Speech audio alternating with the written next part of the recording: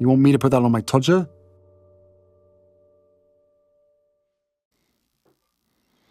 Do as you are told, little boy. Hello, I'm H.G. Tudor. Harry's wife is a narcissist. Harry is her hapless, intimate partner primary source victim.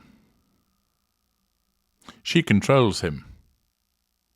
She did so initially in a benign fashion. She flattered him, complimented him, made him feel special, made him feel more than the spare that he has often grumbled about being. She entranced him with lashings of spicy poontang. She exhibited false compassion for the circumstances that he has endured, false care about the vulnerabilities that he shared with her. On the appearance, it looked like he'd met his soulmate, a woman that he found beautiful, heart attack beautiful, who cared for him deeply, made him laugh, mirrored, although he didn't realize this, all of the things that he liked, and thus the spider drew him into her web. There was a golden period, and then devaluation came, silent treatments, cold glares, temper tantrums. And throughout all of this, Harry's wife, like any narcissist, must remain true to the prime aims. Harry, as the intimate partner primary source, is the person that's easiest to control, who also provides the largest amount of fuel, the greatest number of character traits, and residual benefits. That's why he was selected by her. She doesn't know this. Her narcissism did it on her behalf, like the background app that it is. But she must continue to control him. Sometimes she continues to do so in a benign fashion through the implementation of a respite period. She's nice to him, makes him a cup of tea, gives him a blowjob, tickles him, gives him a back rub, says something nice about the shirt that he's wearing, listens to him as he complains about how Pa won't give them any money. Much of the time, he's controlled in a malign fashion. She blame shifts, telling him that their current financial woes are as a consequence of his ridiculous bulk spare. She tells him off for his behaviours, criticises the things that he does, berates him for his lack of action. She triangulates him with other people, gives him silent treatments, both present and absent. And she continues to utilise a physical means of asserting control. I don't mean in terms of physical violence, although that is a possibility behind closed doors, but more the repeated use of physical gestures to control him. We've seen this in public, where she uses the grip of doom for the purposes of holding on to him. That is to send a signal to the world, look at us, we're a united front, we're very much in love, and also to steer him and control him, to place him where he needs to be. And she's at it again, steering the hapless has-been. Their recent attendance at the Kevin Costner charity event has provided all manner of fantastic opportunities for analysis, and they're not stopping in terms of coming up with further means of enabling me to show you about her narcissism in action and the dynamic between him and her.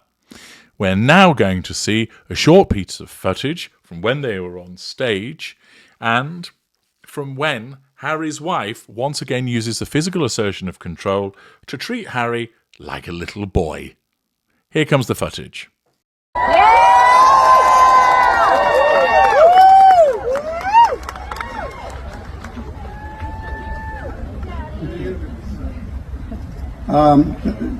Good afternoon.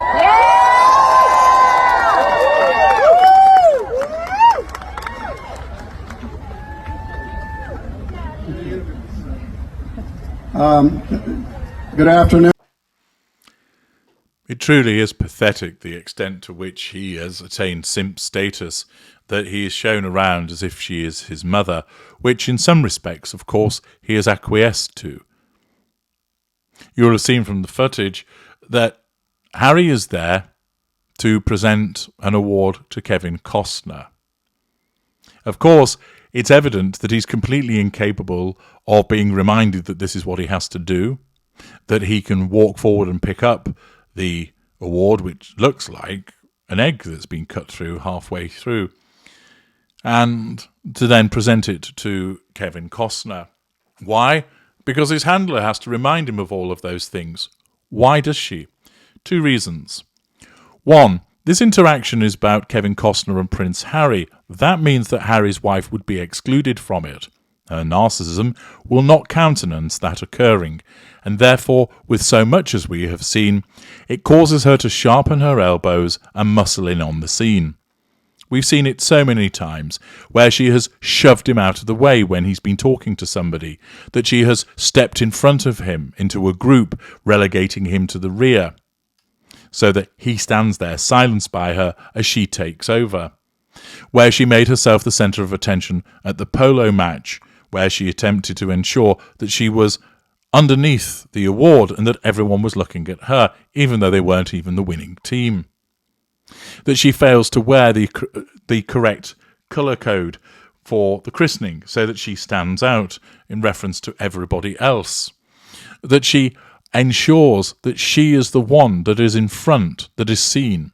And once again, her narcissism, operating for her instinctively, causes her to have to be involved.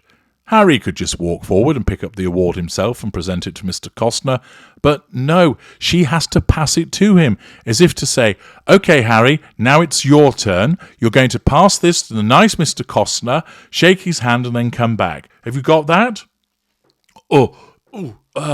Bit complex. Run it by me again, would you, my sweet pea?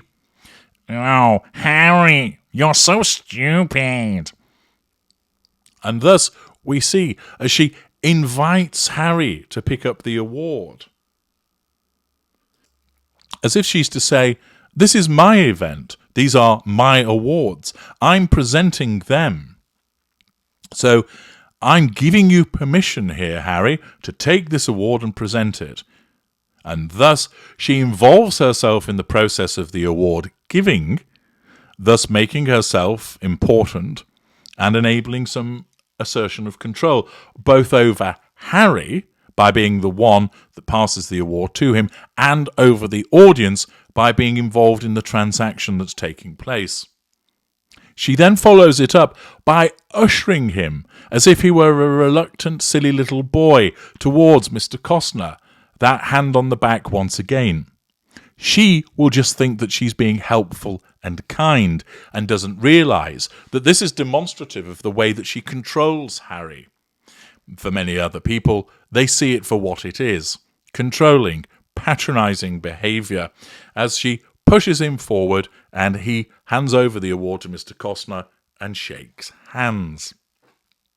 Thus, she treats him like a little boy, which in effect is how she essentially sees him, as a easy-to-control simp that she can utilise for her own purposes.